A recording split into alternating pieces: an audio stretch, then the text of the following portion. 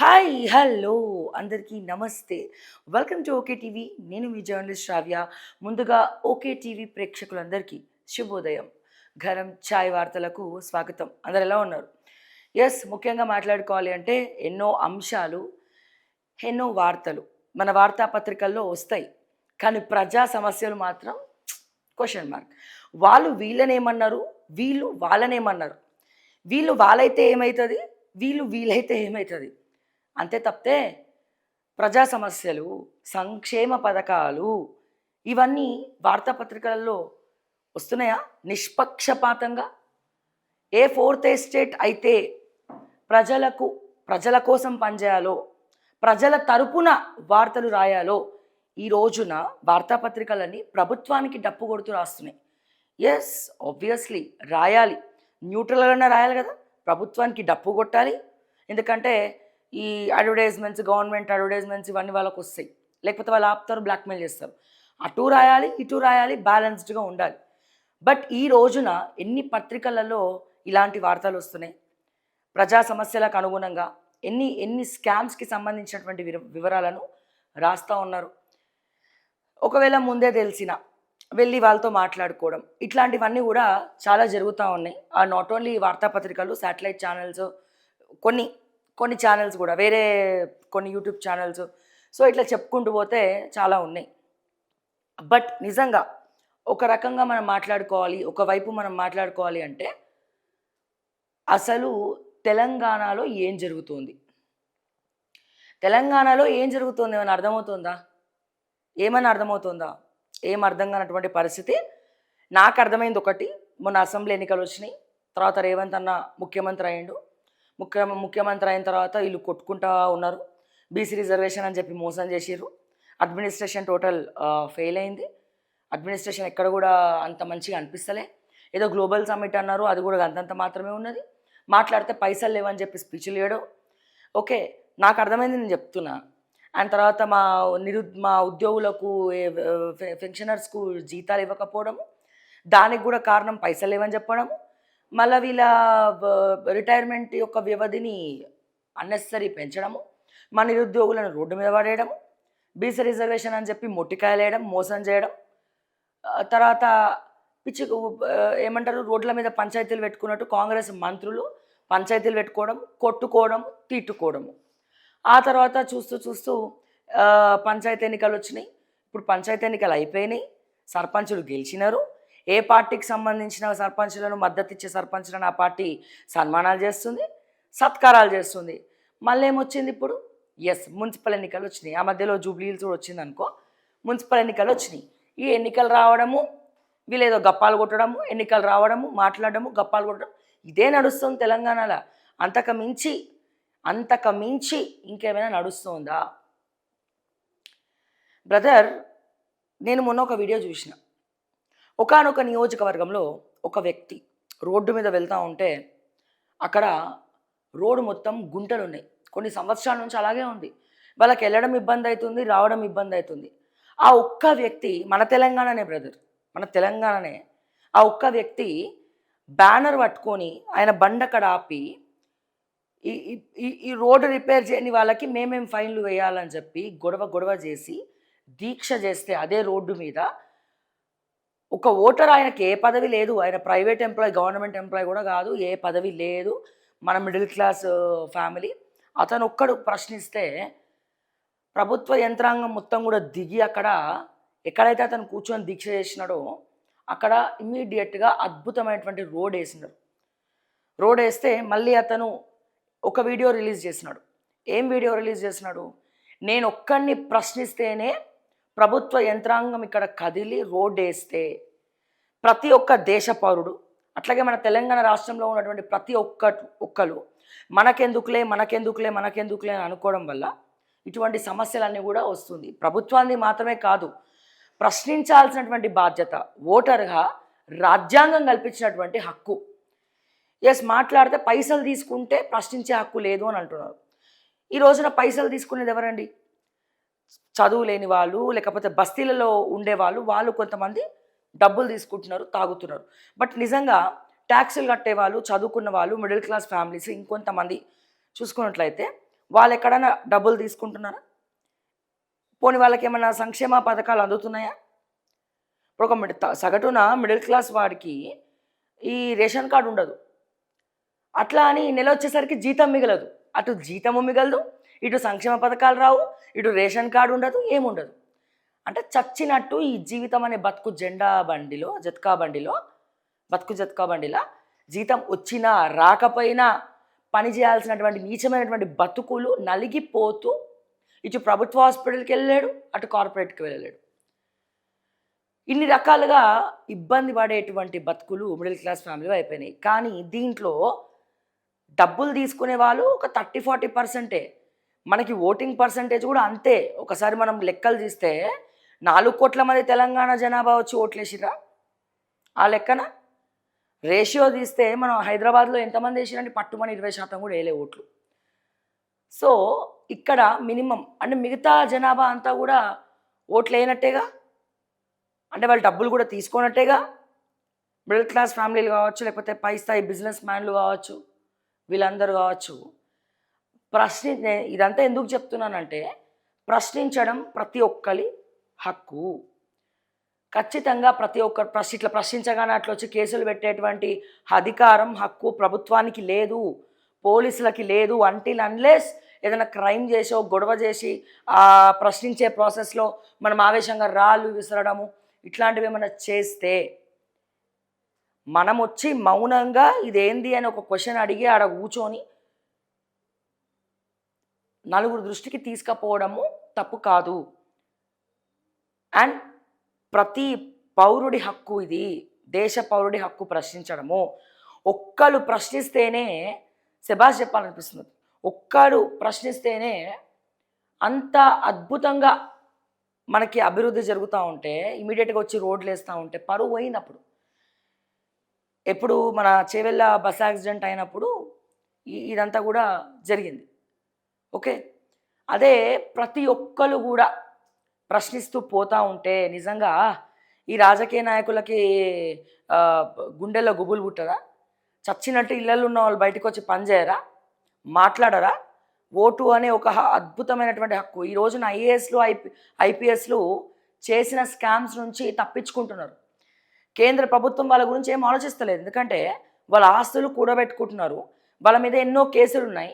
ఒక్క కేసు కూడా మూవ్ చేయట్లేదు కోర్టులో. ఐఏఎస్ ఆఫీసర్ల మీద చాలా కేసులు ఉన్నాయి. వాళ్ళు మినిమం 30 నుండి 35 సంవత్సరాల సర్వీస్లో ఉంటారు. వాళ్ళని మనం ఏం చేయలేమని వాళ్ళు అనుకుంటున్నారు. కోర్టులు కూడా అట్లా ఉన్నాయి. ఓకే, కేంద్ర ప్రభుత్వం కూడా కొంచెం పట్టించుకోవాలి, రాష్ట్ర ప్రభుత్వం పట్టించుకోవాలి. కానీ ఈ ఓటు హక్కు 5 ఏళ్ళకు ఒకసారి మార్చుకునేటువంటి హక్కు మన చేతిలో ఉంది. సో ఖచ్చితంగా ప్రశ్నించడం మన బాధ్యత. మన కాలనీలో, మన ఇంటి దగ్గర నుండి మొదలు పెడితే మన కాలనీలో, మన వీధిలో, మన ఊరిలో, మన నియోజకవర్గంలో, మన రోడ్ల మీద, లేకపోతే మన ప్రాబ్లం, మన పక్కింటోళ్ళ సమస్య అయినా ఇది మనము అలవాటు చేసుకోవాలి. పెద్ద పని కాదు, ఒక గంట సేపు పని ఇది. మనం అలవాటు చేసుకోవాలి, మనల్ని మనమే అభివృద్ధి చేసుకోవాలి. రాజకీయ నాయకుడు వచ్చేటోడు వస్తాడు, ఏ ప్రభుత్వం మారినా రోడ్ల పరిస్థితి ఇంతే. పైపైన మెరుగులు దిద్దుతారు, కాంట్రాక్టర్లకు పైసలు ఇస్తారు, కథం. ఈ ప్రభుత్వం వచ్చినాక కాంట్రాక్టర్లకు ఇచ్చే పైసలు కూడా లేవు, దిక్కు దివానా లేదు, వెళ్ళిపోతారు. సో ఇక్కడ ఈ ప్రభుత్వాలు అధికారులు రాజకీయ నాయకులు మారినప్పుడు మనం మారి వాళ్ళకి మొట్టికాయలు వేసి మరి చూపించాలి. రే భయ్ ఇట్లా చేయాలరా భయ్ పాలన, నువ్వు ఇలా ఉండాలా ప్రజల మధ్యలో. నీకు అసలు తెలియదు అనుకుంటా, ఒకప్పుడు నాయకులందరూ ప్రజల మధ్యలోనే ఉంటుండే, వాళ్ళు తింటుండే కానీ పెడుతుండే, కానీ మీరు తినడమే కనబడుతుంది, పెట్టడం ఎక్కడ కనబడట్లేదు, పని చేసినట్టు కూడా కనబడట్లేదు అని చెప్పి ఓటు వేసినటువంటి ప్రతి ఒక్కరికి మనకి హక్కు ఉన్నది, ప్రశ్నించే హక్కు. ఇది దయచేసి ప్రతి ఒక్కరు కూడా గుర్తుపెట్టుకోవాలా. సో తెలంగాణలో స్కోప్ ఏంటి? నిజంగానే ఇప్పుడు మండలి చైర్మన్ గారు గుత్తా సుఖేందర్ రెడ్డి గారు ఏదో కమెంట్ చేసినారు నేను ప్రెస్ మీట్లో, పేపర్లలో వార్తలు వచ్చినాయి. తెలంగాణలో కాంగ్రెస్, బీజేపీ, బీఆర్ఎస్ కాకుండా వేరే సరికొత్త పార్టీ నిలబడదా? ఒకవేళ అదే నిలబడినట్టయితే చిరంజీవి ప్రజారాజ్యం ఏమైనట్టు, లోక్సత్తా పార్టీ ఏమైనట్టు అని చెప్పి మాట్లాడినారు. కవిత బాగా ఏడ్చింది కాబట్టి మేము రాజీనామాని ఆమోదించినాం, ఆమె పార్టీ పెట్టిన పెద్ద ఫరకు పడదు అన్నట్టే సుఖేందర్ రెడ్డి నిన్న ప్రెస్ మీట్లో మాట్లాడడం జరిగింది. వాస్తవమే, బీఆర్ఎస్ పాలన చూసినాం, బీజేపీ పాలన చూసినాం, కేంద్రంలో బీజేపీ పాలన చూస్తున్నాం, అండ్ అట్లాగే రాష్ట్రంలో కాంగ్రెస్ పాలన చూస్తున్నాం. ఎంత భయంకరంగా ఉందండి. అరచేతిలో పెట్టుకోవాల్సి వస్తుంది. ఒక్కొక్కసారి అయితే ఆదివారం వస్తే మళ్ళీ హైడ్రా వస్తుందా? జనరల్గా ఆదివారం అందరికి సెలవు, కానీ హైడ్రా మాత్రం బుల్డోజర్తో పని చెప్తా ఉంది. మరి రంగనాథ్ గారు వీకెండ్ ప్లాన్ చేసుకోరో, మరి కుటుంబ సభ్యులతో వీకెండ్ స్పెండ్ చేస్తారో తెలియదు, కానీ సాటర్డే సండే వస్తుంది అలా అబ్బో ఎక్కడ. పోనీ వీళ్ళు బుల్డోజర్లు ఎక్కడ పనిచేస్తున్నాయి? బస్తీలు ఎలా పనిచేస్తున్నాయి? సామాన్యుల పట్ల ఒక్కడు అంటే నేనేమంటున్నా, అట్లా అసలే పని చేయట్లేదని హైడ్రా అంటలేను నేను. ఒక 20% మాత్రమే, ఆ 20%లో మీ ప్రతాపం మొత్తం కూడా లేనోళ్ళ పైన చూపిస్తున్నారు. ఉన్నోళ్ళ దగ్గర ఏ 10లో ఒక్కడి దగ్గర మీ ప్రతాపం చూపిస్తున్నారు. 10లో ఒక్కళ్ళ దగ్గర మిగతా వాళ్ళందరినీ మీరు కాపాడే ప్రయత్నమే చేస్తున్నారు. ఓకే, సో హైడ్రా పరిశీలించడానికి 2000 కేసులు ఉండొచ్చు, ఎన్నైనా ఉండొచ్చు. ఆ 2000 మందిలో ఎంతమందికి న్యాయం జరుగుతుంది అనేదే మా క్వశ్చన్. ఇట్లా ఆదివారం వస్తే అలుగుండల మీద చేసుకొని చాలామంది అమ్మో హైడ్రా ఎప్పుడు వస్తుంది అని చెప్పి మాట్లాడుతారు. అది కొంతమందికి మంచి చేస్తే ఇంకొంతమందికి, ఇక్కడ నేనేమంటున్నా, హైడ్రా తీసుకోవడం తప్పు కాదు, కానీ ఏ ఆఫీసర్లు లంచగొండీలు, కొంతమంది కుక్కలు రికార్డ్స్ తారుమారు చేసి ప్రభుత్వ భూములు అమ్మి సామాన్య ప్రజలకు కట్టబెడితే ఇక్కడ తప్పు సామాన్యుడిదా, అమ్మినటువంటి సంతకాలు పెట్టినటువంటి సబ్ రిజిస్టర్దా, ఎంఆర్ఓదా, ఇరిగేషన్ ఏఈలదా, ఎవరిది? మరి శిక్ష వాళ్ళకు కూడా ఉండాలి కదా హైడ్రా తరపున, కేవలం ప్రజలకే ఎందుకు ఉండాలా? ఇది నా ప్రశ్న. ఈ ప్రశ్నని ఎప్పటి నుంచో రంగనాథ్ గారిని అడుగుదాం అనుకుంటున్నాను. సమయం వచ్చినప్పుడు డెఫినెట్గా అడగాలి, అడిగి తీరుతా ఖచ్చితంగా. ముఖ్యమంత్రి రేవంత్ రెడ్డిని కూడా అడగాలనిపిస్తుంది, కానీ ఆయన మామూలుగా సెలబ్రిటీస్కి తప్ప ఇంకోటికి అపాయింట్మెంట్ ఇవ్వడు. ఆయన సెలబ్రిటీస్కి తప్ప ఇంకా ఎవరికి అపాయింట్మెంట్ ఇవ్వడు. ఆయనకి మితిమీరినటువంటి అహంకారం పెరిగిపోయింది. గుమ్మడి నర్సే వస్తేనే ఆడ నించబెట్టి ఇక మాలాంటి వాళ్ళు పోతే ఏం పరిస్థితి? భయంకరంగా ఉంటుంది. సో ఇట్లా చెప్పుకుంటూ పోతే ఎన్నో ఉన్నాయండి, ఇవన్నీ పేపర్లలో రావు. ఓకే, రైతులు ఏడుస్తూ ఉన్నారు.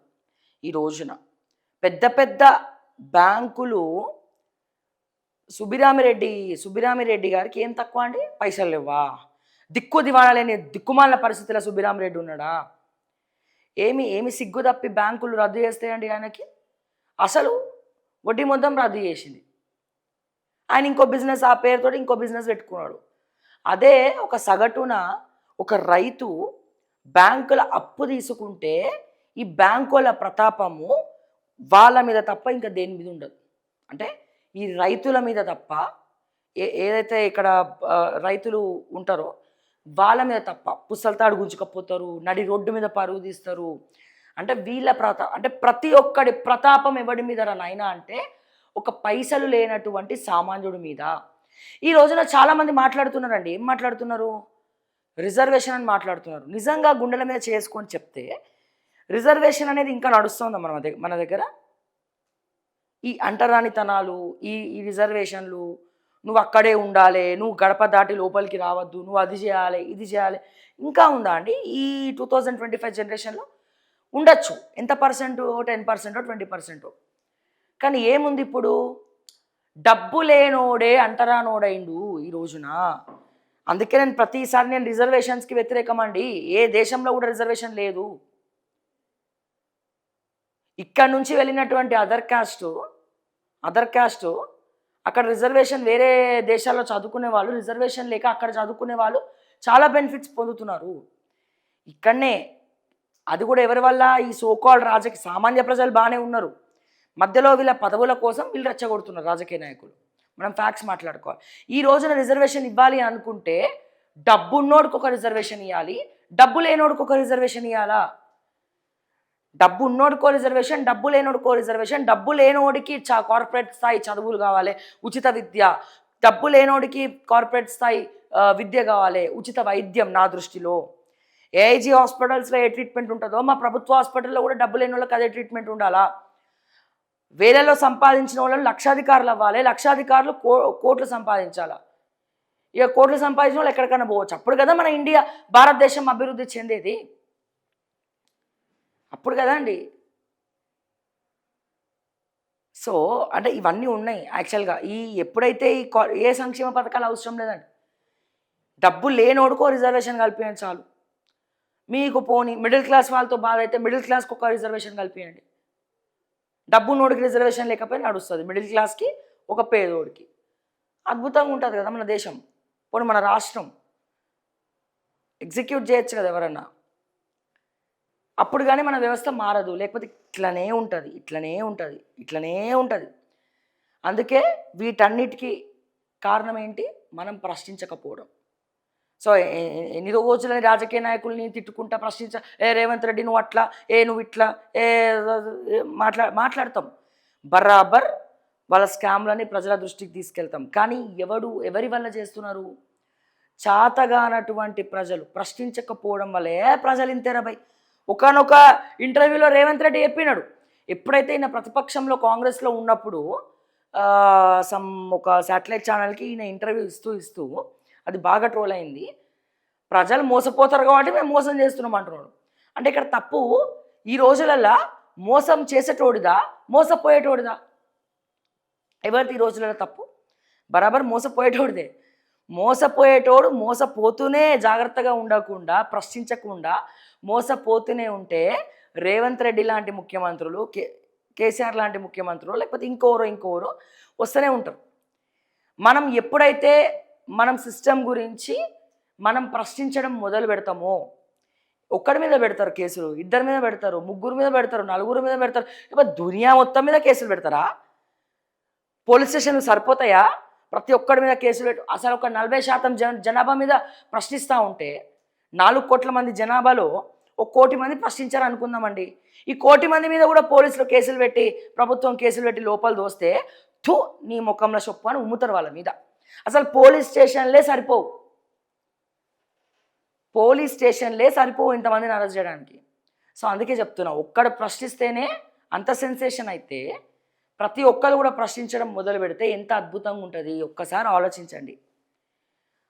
ఖచ్చితంగా మనం మారాలా. లేకపోతే వీళ్ళ డ్రామాలు, ఒకరు వచ్చి ఏడవడాలు, ఇంకోళ్ళు వచ్చి అసెంబ్లీ ఎందుకు రాబాయి నడుపుతలేవు, ఏం మాట్లాడుతున్నారు? ప్రతిపక్షం డుమ్మా కొడుతుందా బీఆర్ఎస్ పార్టీ అసెంబ్లీకి? మా ప్రజా సమస్యలు పట్టవా కేటీఆర్కి వీళ్ళకి? ఒకరోజు పవర్ పాయింట్ అయిపోయింది, పవర్ పాయింట్ ప్రజెంటేషన్ డుమ్మా కొట్టినావు, బాయ్కాట్ చేసినావు కావాలని. ఎందుకని? రేవంత్ రెడ్డి స్పీకర్ మైక్ ఇస్తలేరని, అధికార పార్టీ పెత్తనం నడుస్తుందని. Okay, second day, third day, fourth day, fifth day ఇక నువ్వు అదేనా? ప్రజల పక్షాన ప్రశ్నించాలా? ప్రభుత్వం ఎట్లాగో నిద్రపోతుంది అసెంబ్లీలో. వాళ్ళ ఎమ్మెల్యేలు ఉత్తమ్ కుమార్ రెడ్డి ప్రజెంటేషన్ ఇస్తే వాళ్ళ ఎమ్మెల్యేలు నిద్రపోతున్నారు, బీజేపీ ఎమ్మెల్యేలు నిద్రపోతున్నారు. జోలవాడినట్టుంది ఆయన ప్రజెంటేషన్. రేవంత్ రెడ్డి క్లాస్ వీక్కిండట. ఇక మా రేవంత్ అన్న అసలు ఎక్కడన్నా ముఖ్యమంత్రులు పోయి బొకేలు ఇస్తారా? ఏం పనండి మీకు? ఆంధ్రజ్యోతి రాధాకృష్ణకి పోయి బొచ్చు కుక్కను దువ్వినట్టు ఇట్లా ఇట్లా ఇట్లా ఇట్లా ఇట్లా ఇట్లా ఇట్లా దువ్వుడు ఏం పనండి రేవంత్ రెడ్డి గారు? ఒక ముఖ్యమంత్రి స్థాయిలో ఆయన మీ దగ్గరికి రావాలా? మీరు అంటారు కదా చైర్కి గౌరవం ఇవ్వాలని చెప్పి. ఆయన మీ దగ్గరికి రావాలా, మీరు అతని దగ్గరికి పోవాలనా? మళ్ళీ ఆ తోక వేం నరేందర్ రెడ్డి ఒకడు, వెనకాల గ్యాంగ్ రోహిన్ రెడ్డి ఆ గన్ మ్యాన్ తీసుకొని పోతావు. వినాశకాలే విపరీత బుద్ధి. ప్రజలు ప్రతి ఒక్కటి గమనిస్తూ ఉన్నారు. ఇక ఇది మాట్లాడితే కొంతమంది పిచ్చి సన్నాసులు కమెంట్లు పెడతారు, అచ్చా నీ దగ్గరికి రాలేదనా, నీకు అంత సీన్ ఉందా అని చెప్పి. అట్లీస్ట్ మేము చేసిన పనులు నువ్వు చేస్తలేవు రబ్బాయి, నీకు ఉచ్చబడుతుంది. నీకు ఎవడన్నా వస్తే ప్రశ్నించాలంటే కమెంట్ టైంపాస్ చేసేటోడు కమెంట్ పెడతారు, అడ్డమైన కమెంట్లు పెడతారు, వాళ్ళకి ఉచ్చలు పడతాయి. అమ్మో ప్రశ్నిస్తే ఏ పోలీసోడు వస్తాడో ఏం చేస్తాడో, నా కుటుంబం బాగుండాలి, నేను బాగుండాలి, అంతే తప్ప నీ బతుక్కి నువ్వేం చేసినావు ప్రజల కోసము, అసలు నువ్వేం చేసినావు ఆలోచించుకోవాలి కమెంట్లు పెట్టే ముందర. అట్లీస్ట్ మాట్లాడుతున్నారు, మాలాంటి వాళ్ళు కొద్దో గొప్ప బయటకు వచ్చి మాట్లాడుతున్నారు. ఓకే, ఏం అవసరం రేవంత్ అన్న నీకు? ఆంధ్రజ్యోతి రాధాకృష్ణ దగ్గరికి పోయి బొకేలు ఇచ్చుడు ప్రతిపక్షంలో ఉన్నప్పుడు అంటే అనుకోవచ్చు, అంత అవసరమా? ఒక రైతుల దగ్గరికి పో, పిల్లల దగ్గరికి పో, గురుకులాలు పరిశీలించు. ఫుట్బాల్ ఆడినావు, ఆడ ఫుడ్ పాయిజన్ అయింది, చాలా ఉన్నాయి. ముఖ్యమంత్రిగా సమయం వేస్ట్ అంటావు, సెలబ్రిటీలకు తప్ప ఎవరికి దీనికాను ముఖ్యమంత్రి అయింది.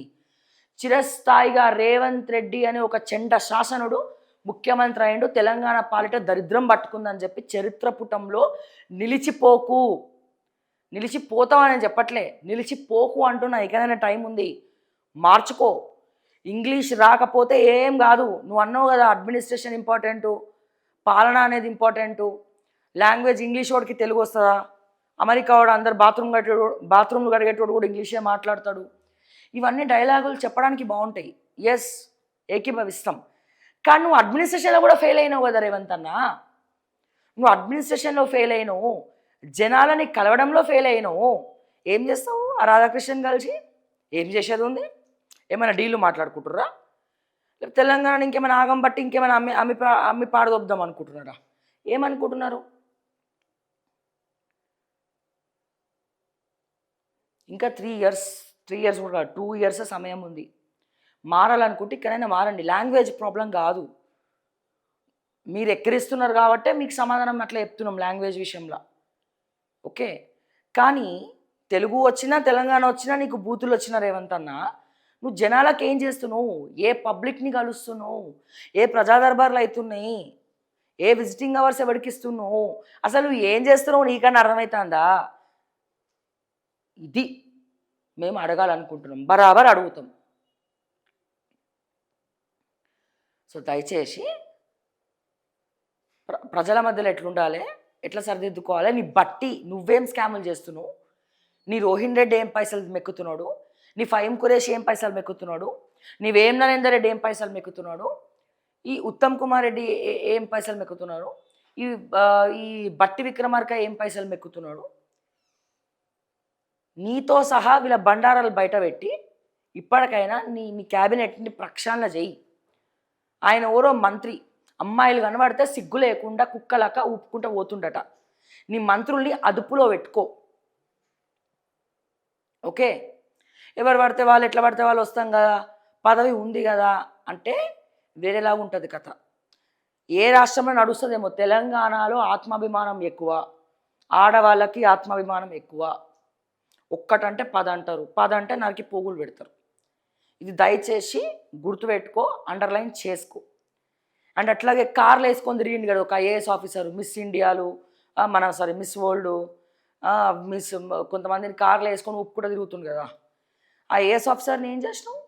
తీసుకొచ్చి అదే డిపార్ట్మెంట్లో పెట్టినావు నువ్వు.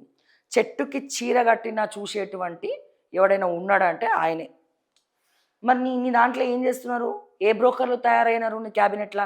నీ నీ నీ నీ పేషీలలో ఏ బ్రోకర్లు తయారైనారు? ఈ బ్రోకర్లలో నువ్వు భర్తం పట్టలేదు అనుకో రేవంత్ అన్న, వాళ్ళ పేర్లతో సహా నెక్స్ట్ స్పెషల్ స్టోరీలు చేయాల్సి వస్తుంది,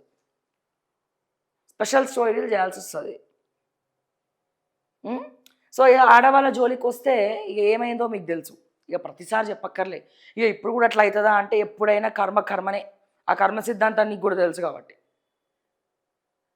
సో ఇక పెద్ద తేడా ఏముంది? ఇక మార్పు ఏముంది? తొక్కలో మార్పు, అక్కడ మార్పు, మేము మార్పు తెస్తున్నాం అని చెప్పి మీరే మారిపోయారు కదా. ఒక్కొక్కడికి కిలోల అహంకారం ఏడిచింది.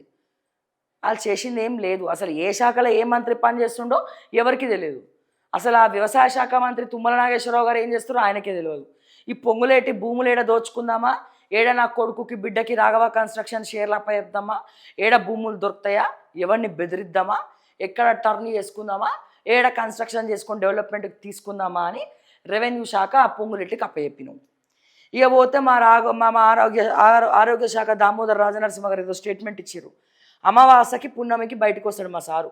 మరి అప్పటివరకు ఏం చేస్తారో తెలియదు. రోగి రాగానే అడ్మిట్ చేసుకోవాల్సిందే. వివిధ కారణాలతో తిప్పి పంపితే కుదరదు. రిఫర్ చేయాలంటే పక్కా రీజన్ ఉండాల్సిందే. పటిష్టమైన రిఫరల్ సిస్టమ్ దిశగా సర్కారు అడుగులు. త్వరలోనే అధ్యయన కమిటీ, మంత్రి దామోదర్ కీలక సమీక్ష. ఇకపై ప్రభుత్వ ఆసుపత్రికి వచ్చిన ఏ రోగిని మా వల్ల కాదు, ఇక్కడ సౌకర్యాలు లేవు, కేసు సీరియస్గా ఉంది అనే సాకులు చెప్పి తిప్పి పంపేందుకు వీల్లేదు. రోగి పరిస్థితి ఏదైనా సరే ఆసుపత్రి గడప తొక్కిన వెంటనే అడ్మిట్ చేసుకోవాల్సిందే. ఒకవేళ మెరుగైన వైద్యం కోసం మరో ఆసుపత్రికి పంపాల్సి వచ్చినా చేతులు దులుపుకునే వ్యవహారానికి తావు లేకుండా కఠిన నిబంధనలతో కూడిన రిఫరల్ సిస్టమ్ను అమల్లోకి తెచ్చేందుకు వైద్య ఆరోగ్య శాఖ కసరత్తు చేస్తోంది. ఇదే విషయంపై రాష్ట్ర వైద్య ఆరోగ్య శాఖ మంత్రి దామోదర రాజనరసింహ బుధవారం ఉన్నతాధికారులతో అంతర్గతంగా సమీక్ష నిర్వహించినట్లు తెలుస్తోంది. ఇగో ఈయన చాలా రోజులైంది పేపర్లోకి ఎక్కి. అసలు ఆరోగ్య శాఖలో ఏం జరుగుతుందో ఓడికి తెలియదు. మెడిసిన్స్ బిల్స్ లేవు. మల్కాజ్గిరి హాస్పిటల్ అయితే బాత్రూమ్ చక్కగా లేవు. పేషెంట్లు పక్కన పెట్టండి, డాక్టర్లు ఓనికి కూడా వసతులు లేవు. తాగు నీరు లేదు. ఘోరం, వసతులు లేవు. మల్కాజ్గిరి మరి అంత పెద్ద మల్కాజ్గిరి అని చెప్పుకుంటాం గొప్పలు. మళ్ళీ మైనంపల్లి డైలాగులు చెప్తూ ఉంటాడు. ఆల్రెడీ అల్వాల్ బ్యాచ్ మొత్తం నిండా మునిగిండ్రు. అక్కడ ఏమంటారు ప్లాట్లు దోచుకున్నాడు ఆయన. ఎవరు వాళ్ళ బావమరిదో ఎవరు, మైనంపల్లి హనుమంతరావు బావమరిది. వాళ్ళు కొన్ని సంవత్సరాలుగా తిరుగుతూ ఉన్నారు. ల్యాండ్లు మట్టి కొట్టుకపోతారు వాళ్ళు, చెప్తున్నా కదా, మట్టి కొట్టుకపోతారు వాళ్ళ జోలికి వచ్చిన వాళ్ళు. ఇంకా తిరుగుతున్నారు ఆ ముసలోళ్ళు దానికోసం. అది పట్టుకొని అట్లీస్ట్ వాళ్ళ కొడుకులకు పిల్లలకన్నా వస్తుందని చెప్పి. ఎవడో ఆ గొట్టంగాడు వాడు ఉన్నాడు, వాడు సుభాష్ అని చెప్పి, వాడు కనబడితే నేనే నిలువున జీరేస్తామని. ఆ సిగ్గుశరం లేదు వాడికి ఇక్కడ ఉండడానికి శాత కాదు. ఆ సుభాష్ అనే వ్యక్తి ఇక్కడ ఉండడానికి శాత కాదు వాడికి. ఈడ స్కాములు చేయాలి, భూ కబ్జాలు చేయాలి, మైనంపల్లి పేరు పెట్టుకొని అక్కడికి పోవాలి. ఎక్కడికి? అమెరికా పోవాలి. ఈడ నించొని బర్ల దిగే దమ్ము లేదు. దమ్ముంటే రమ్మని నా ముందుకు వచ్చి నిలబడడం, చీర్చి చెండాడతాం నా కొడుకుని. రేవంత్ రెడ్డికి తెలుసా మ్యాటర్, ఇటు కేటీఆర్కి తెలుసు, కవితకి తెలుసు. వాళ్ళు వెళ్ళనటువంటి లీడర్ లేరు, వాళ్ళు తొక్కనటువంటి రాజకీయ నాయకులు గడపలేరు. ఇక మాట్లాడితే పాపం నా దగ్గరికే వస్తారు. ఇక మాట్లాడి ఇంకెన్నిసార్లు మాట్లాడాలి? నాకే అసహ్యం పుడుతుంది వీళ్ళని చూస్తుంటే. ఎవరు?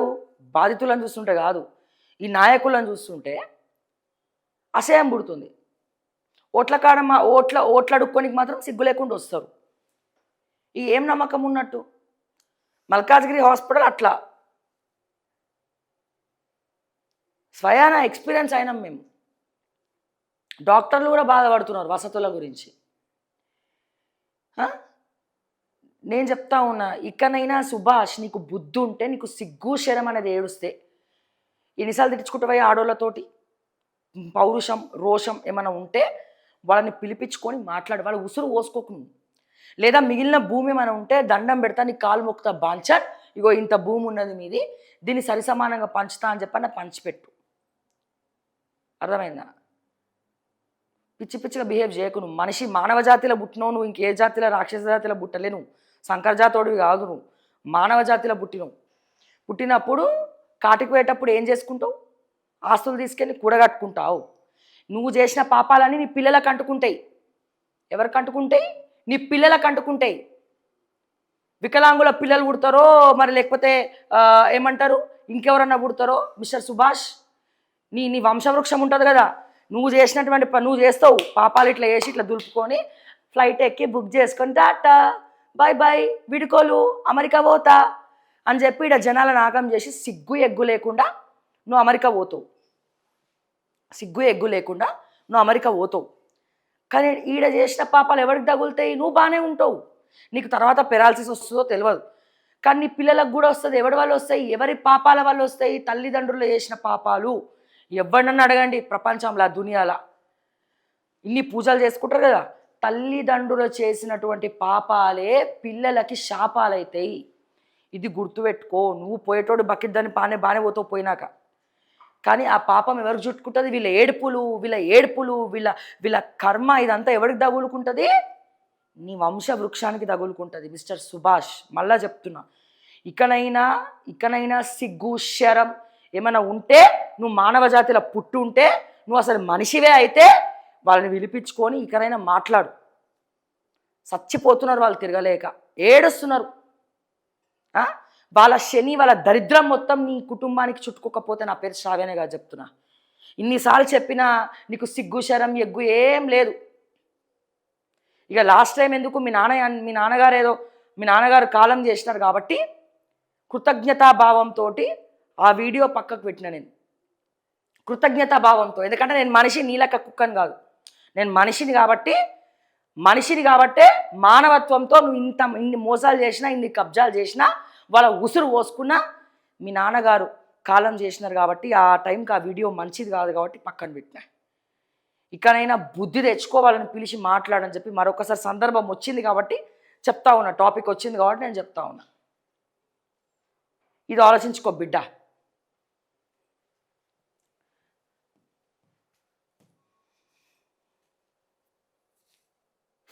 ఎమ్మెల్యే ఎమ్మెల్సీలకు కొత్త బాధ్యతలు. అనుబంధ సంఘాలు వారి చేతుల్లోకే. ఇప్పటికే ఎస్సీ సెల్ చైర్మన్గా కవ్వంపల్లి, ఎస్టీ సెల్ చైర్మన్గా శంకర్ నాయక్. 2-3 రోజుల్లో మిగతా విభాగాల ప్రకటన. వీర్లపల్లి శంకర్కు బీసీ సెల్ బాధ్యతలు. పర్ణికారెడ్డికి మహిళా కాంగ్రెస్ పగ్గాలు. పార్టీ బలోపేతానికి హస్తం నిర్ణయాలు. క్షేత్రస్థాయిలో పార్టీని మరింత బలోపేతం చేసేందుకు సమర్థులైన నేతలకు అనుబంధ సంఘాల బాధ్యతలు అప్పగించాలని కాంగ్రెస్ హైకమాండ్ నిర్ణయించింది. ఆయా విభాగాల బాధ్యతలను ఎమ్మెల్యేలు ఎమ్మెల్సీలకు అప్పగించడం వల్ల అటు కార్యకర్తలు ఇటు ప్రభుత్వం మధ్య సమన్వయం సాధించడం సులువు అవుతుందని పార్టీ భావిస్తుంది. అందులో భాగంగా ఇప్పటికే ఎస్సీ సెల్ చైర్మన్గా Manakondur MLA Kavvampalli Satyanarayana, ST cell చైర్మన్గా నల్గొండ జిల్లాకు చెందిన ఎమ్మెల్సీ శంకర్ నాయక్ను నియమించింది. బీసీ సెల్ చైర్మన్గా షాద్నగర్ ఎమ్మెల్యే వీర్లపల్లి శంకర్ పేరును త్వరలో ప్రకటించే అవకాశం ఉందట.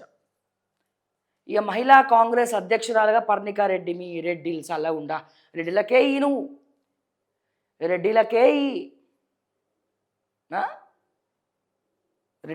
ఈను చాలామంది పార్టీని మారి నేను నమ్ముకొని ఏం చేసినావు, వాళ్ళకి రమ్యారావు కల్వకుంట్లని ఏం చేసినావు, నేను కాలు తెప్పించుకుంటున్నారు. రమ్యారావు ఉంది ఇవ్వాలనుకుంటే జర మాట్లాడేటోళ్ళకి ఆ పర్ణికారెడ్డి ఎవరో కూడా ఎవరికి తెలియదు. ఎవరికని తెలుసా? మహిళా అధ్యక్షురాలు ఇస్తారట. మరి మిగతా వాళ్ళు ఎవరు? సునీతారావు ఏం కావాలి, రమ్యారావు ఏం కావాలి? ఇంకెన్ని రోజులు ఇక మీరు మాట్లాడుతుంటే కల్వ సుజాతకు ఆల్రెడీ కార్పొరేషన్ ఇచ్చినారు. ఇంకా చాలామంది ఉన్నారు కాంగ్రెస్ పార్టీని నమ్ముకున్నటువంటి మహిళలు చాలామంది ఉన్నారు. నాకు పేర్లు గుర్తురావట్లే. చాలామంది ఉన్నారు, వాళ్ళకి ఇవ్వచ్చుగా పదవులు. ఆల్రెడీ తను పదవిలో ఉంది ఎమ్మెల్యేగా, మళ్ళీ తనకే పిలిచేందుకు ఇవ్వాలి నువ్వు పదవి?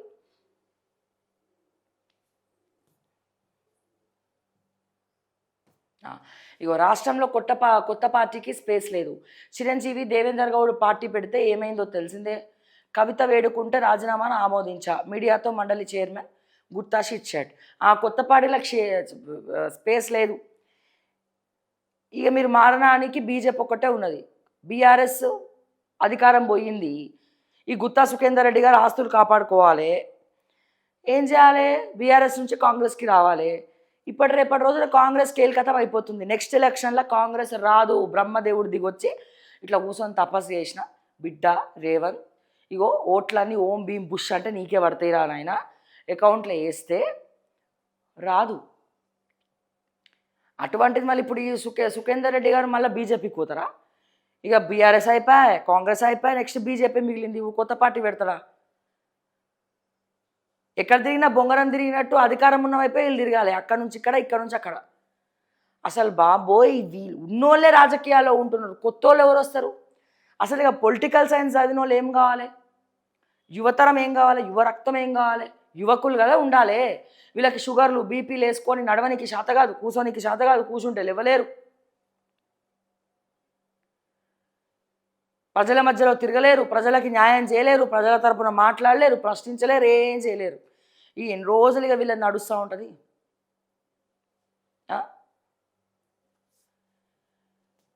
ఇగో ఢిల్లీ పెద్దలకు ప్రతి నెల 100 కోట్ల కప్పం. కాంగ్రెస్ పాలనలో 30% పాలసీ. ఆ పార్టీ ఓటమికి రంగం సిద్ధం. తెలంగాణ భవిష్యత్తు కోసమే కేసీఆర్ అప్పు. BRS working president KTR. ఇక అదే చెప్తాం రండి సార్. ఇక అంతకన్నా ఇంకేమని చెప్తామా? ఒక్కరోజు 5,000 మందిని పార్టీ ఆఫీస్లో కలవగానే 2 రోజులు 3 రోజులు మీకు జ్వరం వచ్చి అసెంబ్లీకి మీరు రాకపోయే కేటీఆర్ సారు. ఇప్పుడు అసలే ఇక వాళ్ళు ఎట్లాగో మైక్ వేయలేరు కాబట్టి మంచి హ్యాపీగా అసెంబ్లీ బాయ్కాట్ చేసిరు. ఇక్కడ మీరు సర్పంచ్లకి సన్మాన సభ పెట్టుకుంటే ఖమ్మంలో ఉన్నటువంటి కౌన్సిలర్ అందరూ రేవంత్ రెడ్డిని కలవనీకి వచ్చిరు. అంటే వీళ్ళు ఏ కుట్ర చేయాలి, వాళ్ళు ఏ కుట్ర చేయాలి, మధ్యలో ప్రజల కోసం ఎవడు ఆలోచించడు. ప్రజలు ఎటువైపు ఉన్నారు, ఏ పార్టీ వైపు ఉన్నారు, స్వచ్ఛందంగా రాజ్యాంగబద్ధంగా ఎవరు కోట్లు వేసినారు అనేది వీళ్ళకి పట్టదు. ఇక్కడైనా కళ్ళు తెరుచుకోవాలి. ఇగో ఇక్కడ కప్తారు చూడు, ఏది కండువా, ఇగో ఇక్కడ ఖమ్మంలో బీఆర్ఎస్ సన్మాన సభ పెట్టింది. దానికి కేటీఆర్ గారు పోయినారు, పోయి సర్పంచ్లకి సన్మానం చేసినారు. ఇదే ఖమ్మంలో ఉన్నటువంటి బీఆర్ఎస్ పార్టీకి సంబంధించినటువంటి 40 మంది కౌన్సిలర్లు, బీఆర్ఎస్ పార్టీకి సంబంధించిన 40 మంది కౌన్సిలర్లు రేవంత్ రెడ్డి సమక్షంలో కండువా కప్పుకున్నారు. ఇది వీళ్ళు చేసే రాజకీయం.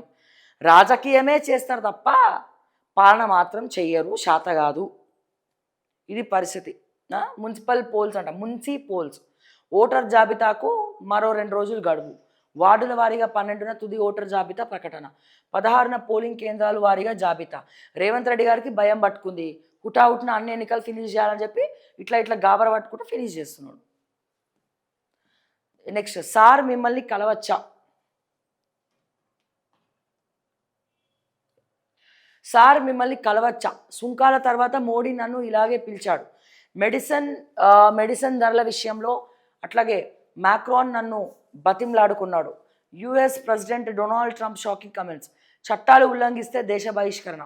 జీవితంలో అమెరికా రాకుండా చేస్తాం. వీసా గొప్ప ఛాన్స్ మాత్రమే, హక్కు కాదు. భారతీయ విద్యార్థులకు యుఎస్ వార్నింగ్. భారతీయ విద్యార్థులకు యుఎస్ వార్నింగా?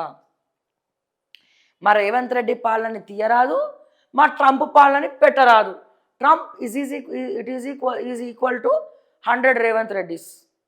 ఎందుకంటే అమెరికా కదా, ఒక రేవంత్ రెడ్డి అంటే మళ్ళీ రేవంత్ అన్న ఇట్లా కాలర్ ఎగరేసుకుంటాడు ఇక, బట్ ట్రంపా అని చెప్పి. బట్ ఆయన ట్రంప్ కాదు, పెద్ద కంపు, అమెరికాకు పెట్టిన కంపు. అరే బాబు, ఈ ట్రంప్కి ఎట్లా చెప్పాలో అర్థం కాదు. ఫస్ట్ అమెరికాలో నువ్వు కాపాడుకో.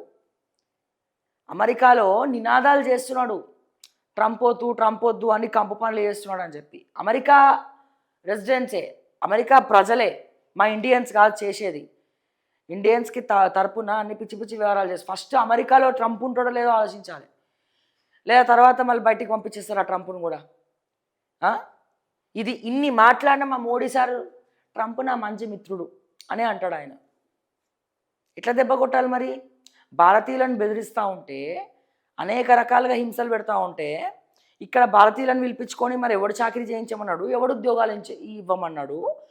మా తెలివితేటలతోటి ఆడ కంపెనీలు విపరీతంగా నడుస్తూ ఉన్నాయి. ఇవన్నీ ఆలోచించారు. భారతీయులు పనిచేయనికి కావాలి, ఇవన్నీ కావాలి, మళ్ళీ రూల్స్ అండ్ రెగ్యులేషన్స్. మరి మోడీ గారు ఎందుకు ఇంకా సైలెంట్గా ఉన్నారు? ట్రంప్ అంటాడు మోడీ నాకు మంచి మిత్రుడు అంటాడు, మోడీ గారు అంటారు ట్రంప్ నాకు మంచి మిత్రుడు అంటాడు. మరి మంచి మిత్రుడు అయితే కూర్చొని మంతనాలు జరపండి, మధ్యలో భారతీయులు ఎందుకు నలిగిపోవాలా? మాట్లాడచ్చు కదా అంబసీస్తో. మరి ఏం జరుగుతోంది, ఎందుకు ఇట్లా ఆంక్షలు పెడుతున్నారు? అసలు ఏమనుకుంటున్నారు భారతదేశం అంటే? మీ ప్రతాపం మీద చూపించాలి కదా మరి వాళ్ళ మీద.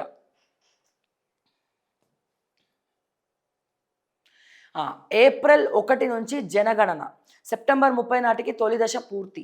11,718 కోట్ల బడ్జెట్ కేటాయింపు. వచ్చే ఏడాది ఫిబ్రవరి నుంచి మార్చ్ 1 వరకు రెండో దశ. నోటిఫికేషన్ విడుదల చేసిన కేంద్ర హోంశాఖ. జనగణన ఇది చేసిన తర్వాత బైఫర్కేషన్లు అవుతాయి. బైఫర్కేషన్లు అయిన తర్వాత ఏం జరుగుతుంది మీరు చూస్తూ ఉండండి. హైదరాబాద్ని యూనియన్ టెరిటరీ చేసే కుట్ర జరుగుతూ ఉంది తెలంగాణలో. దీనికి దారి ఇస్తుంది రేవంత్ రెడ్డి. రేవంత్ రెడ్డి మోడీ సిట్ అంటే సిట్టు, ఫట్ అంటే ఫట్టు. ఓకే, చంద్రబాబు నాయుడు, రేవంత్ రెడ్డి, నరేంద్ర మోడీ, లేకపోతే కేంద్ర ప్రభుత్వం అనుకుందాం, పావులు కదుపుతున్నారు. దేనికి? హైదరాబాద్ని యూటీ చేయాలని చెప్పి. ఇవన్నీ ఒకటనుకోటి దానికోసమే చేసి ఏం చేస్తారు, సెకండ్ క్యాపిటల్ ఆఫ్ ఇండియాగా హైదరాబాద్ని ప్రకటించాలనుకుంటున్నారు. సో చూద్దాం మరి ఏం చేస్తారో, ఏం జరగబోతుందో. జనగణన అయితే వచ్చే ఫిబ్రవరి 1 నుంచి స్టార్ట్ అవుతుందంట. హైదరాబాద్లో స్పీకర్ల జాతీయ సదస్సు. గ్రీన్ సిగ్నల్ ఇచ్చిన సీఎం రేవంత్ రెడ్డి త్వరలో లోక్సభ స్పీకర్ను కలవనున్న తెలంగాణ స్పీకర్ మండలి చైర్మన్. దేనికోసం అండి? అసలు స్పీకర్ లాగా మాట్లాడతలేరు కదా. స్పీకర్ గారు మాట్లాడుతున్నారా? మా తెలంగాణ ప్రజలే చెప్పాలి. సీఎం సోదరుడికి సిట్ పిలుపు. ఫోన్ ట్యాపింగ్ కేసులో నేడు సాక్షిగా విచారణకు హాజరు కావాలని కొండలరెడ్డికి నోటీస్. అబ్బా, నేను ఇంకా పేపర్లో ఫోటో చూడగానే కొండలరెడ్డి అరెస్ట్, భూదందా అని వాడుతుంటుందేమో అనుకున్నా. ఓ విచారణకు పిలిచిర్రా? ఆహా. బీఆర్ఎస్ ఎమ్మెల్సీ నవీన్ రావు తండ్రికి నోటీస్. మాజీ ఎమ్మెల్యేలు జైపాల్, చిరుమర్తి లింగయ్యకు సైతం మాజీ అదనపు ఎస్పీ తిరుపతనతో వీరికి సంబంధాలు ఉన్నాయని ఆరోపణల నేపథ్యంలో కుక్కడపల్లి ఎమ్మెల్యే తనయుడికి సైతం నోటీసులు. ఫోన్ ట్యాపింగ్ కేసు దర్యాప్తులో భాగంగా ప్రత్యేక దర్యాప్తు బృందం సిట్ సీఎం రేవంత్ రెడ్డి సోదరుడు కొండలరెడ్డిని సాక్షిగా విచారణకు హాజరు కావాలని బుధవారం నోటీసులు జారీ చేసింది. ఆ 38 మంది మావోయిస్టుల ఆచూకీ ఎక్కడ? 26 మంది మావోయిస్టు సరెండర్. వారిలో కీలక మహిళా నేత హేమ్లా లక్మా. కరీంనగర్లో దేవా షెల్టర్ సరెండర్కు ముందు జరిగింది ఇదే. తెలంగాణలో ఉన్నవారు 17 మందేనని డీజీపీ ప్రకటన. గత లెక్కల్లో మాత్రం 55 మంది ఉన్నట్టు వెల్లడి. 38 మంది పార్టీలో లేరు, కుటుంబాల వద్ద లేరు. పోలీసుల వివరాలను ధృవీకరించని మావోయిస్టు పార్టీ. మిస్సింగ్పై సోషల్ మీడియాలోనూ కూడా జోరుగా చర్చ. 38 మంది మావోయిస్టుల వివరాలు. ఇది పరిస్థితి.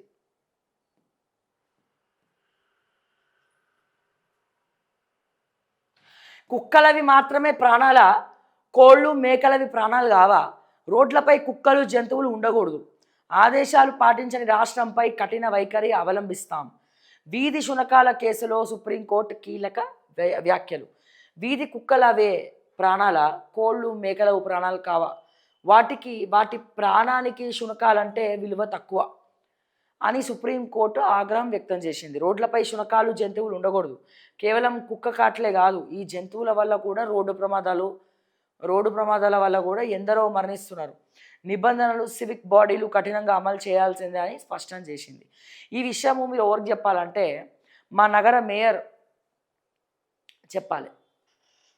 మా మేయర్ గారు ఉన్నారు కదా విజయలక్ష్మి, మా విజయలక్ష్మి అక్కకి చెప్పాలి.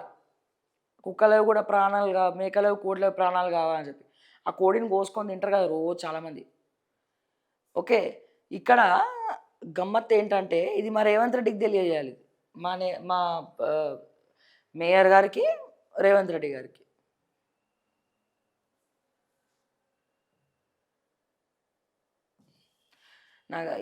అద్దె ఆఫీసులలో సొంత భవనాల్లోకి. హైదరాబాద్లో అందుబాటులో 4 లక్షల చదరపు అడుగుల స్థలం. అద్దెకుంటున్న ప్రభుత్వ కార్యాలయాలు ఈ నెల 28 నాటికి సర్కార్ భవనాల్లోకి వెళ్తున్నాయట. నీళ్లపై రాజకీయాలు చేయొద్దు, ఇచ్చిపుచ్చుకునే ధోరణి ఉండాలి. భావోద్వేగాలతో తెలంగాణ ఆటలు సరికాదు. గోదావరిలో పుష్కలంగా జలాలు, దేవాదులను విస్తరిస్తే కాదంటామా? గతంలో కాళేశ్వరాన్ని అడ్డుకున్నామా? పోలవరంపై రాజకీయం తగునా? ఏపీ సీఎం చంద్రబాబు వ్యాఖ్యలు. మరి చంద్రబాబు వ్యాఖ్యలకి రేవంత్ రెడ్డి ఏం వ్యాఖ్యలు చేస్తాడు? అసెంబ్లీలో రేవంత్ రెడ్డి పరువు పోయింది ఆంధ్రాలో. మేము చెప్తేనే ఆగిందన్నారు. ఆంధ్ర గవర్నమెంట్ రిలీజ్ చేసింది వార్త ఏమని? రేవంత్ రెడ్డి చెప్పేది అబద్ధమని. రెండో విడత ఇంద్రమ్మ ఇల్లు ఏప్రిల్ నుంచట. అసలు ఒకటో విడత ఎప్పుడు వచ్చింది? పొంగులెట్టి సార్, ఒకటో విడత ఇంద్రమ్మ ఇల్లు ఎప్పుడు వచ్చింది చెప్పరా? మా ఆది శ్రీనివాస్ గారు ఎవరో ఇట్లా ఎక్కగానే అట్లా నాసిరకం కింద పడవేయండి, ఇంకా నయం. అసలు ఒకటో విడత ఇంద్రమ్మ ఇల్లు ఎవరికైనా వచ్చినాయా? వస్తే దయచేసి చెప్పండి. వెంకటేశ్వర స్వామి గుడిలో దొంగలు 50 లక్షల సొత్తు చోరీ. బా, సో ఇవే అబ్బా, ఇంతకన్నా మంచి. తెలంగాణ ఆర్టీసీపై సంక్రాంతి భారం. ఈసారి ప్రత్యేక బస్సులను తగ్గించిన ఏపీ. గతేడాది 2000 బస్సులు, ఈసారి 200 బస్సులకే పరిమితమైన ఏపీఎస్ఆర్టీసీ. టీజీఎస్ఆర్టీసీ నుంచి బస్సులను పెంచాలని ఏపీ సూచన. టీజీఎస్ఆర్టీసీ 6431 ప్రత్యేక బస్సులు. పండగ రద్దీని సొమ్ము చేసుకుంటున్న ప్రైవేట్ ట్రావెల్స్ యాజమాన్యాలు టికెట్ ధరలు 3-4 రెట్లు పెంచి వసూలట. వామ్మో, చాలా ఘోరం. కానీ ఒకటి, బస్సులు దయచేసి తెలంగాణ ప్రభుత్వానికి చెప్తున్నా, పొన్నం ప్రభాకర్కి చెప్తున్నా. ఈ మధ్య చాలా టాక్ వినిపిస్తుంది, పొన్నం నాకు చాలా అహంకారం పెరిగిపోయింది అది ఇది అని. కానీ దయచేసి ఆర్టీసీ బస్సులు, టూరిజం బస్సులు ఏవైతే ఉన్నాయో టీఎస్ఆర్టీసీవి చెక్ చేపియండి, జాగ్రత్తగా వెళ్ళమనండి డ్రైవర్లు. ఒక్క బస్సుకి 2 డ్రైవర్లను పెట్టండి. మన బస్సే కర్నూలులో అయ్యింది, చేవెళ్ళ బస్సు, ఇట్లా చెప్పుకుంటూ పోతే మళ్ళా ఇటువంటి మారణ హోమం ఉండకూడదు. తగిన జాగ్రత్తలు తీసుకోవాల్సినటువంటి అవసరం ఉన్నది తెలంగాణ ప్రభుత్వానికి. దయచేసి సక్రమంగా నిర్వహించండి ఈ పనన్న. సో ఇది పరిస్థితి. ఇక అంతే, ఇంతకు మించి వార్తలు ఏం లేవు. అన్నిట్లో సేమ్ ఇవే ఉన్నాయి. సో దయచేసి ఎన్నో విషయాలు, ఎన్నో అంశాలు మనం మాట్లాడుకున్నాం, మాట్లాడుకుంటూనే ఉందాం, ప్రశ్నిస్తూనే ఉందాం ప్రభుత్వాన్ని. మీకు ఏ సమస్య ఉన్నా మా స్క్రీన్ పైన ఉన్న మా ఆఫీస్ నెంబర్కి కాల్ చేయండి, లేదా వాట్సాప్లో కానీ టెక్స్ట్ మెసేజ్ కానీ పెడితే మా టీమే మీకు మళ్ళీ కాల్ చేస్తారు. సో ఏదైనా సమస్య ఉంటే ఓకే టీవీ టీం తెలంగాణ రాష్ట్ర వ్యాప్తంగా ఎక్కడికైనా వస్తుంది అని చెప్పి తెలియజేస్తూ, దయచేసి ఓకే టీవీ అఫీషియల్ ఫేస్బుక్ని ఫాలో అవ్వండి, యూట్యూబ్ని ఫాలో అవ్వండి, సబ్స్క్రైబ్ చేయండి, అండ్ అలాగే ఇన్స్టాగ్రామ్ అఫీషియల్ ఇన్స్టాగ్రామ్ని కూడా ఫాలో అవ్వండి అని చెప్పి మేము రిక్వెస్ట్ చేస్తూ, మరిన్ని అప్డేట్స్ కోసం చూస్తూనే ఉండండి ఓకే టీవీ. అంటిల్ దెన్ నేను మీ శ్రావ్య. జై తెలంగాణ, జై హింద్.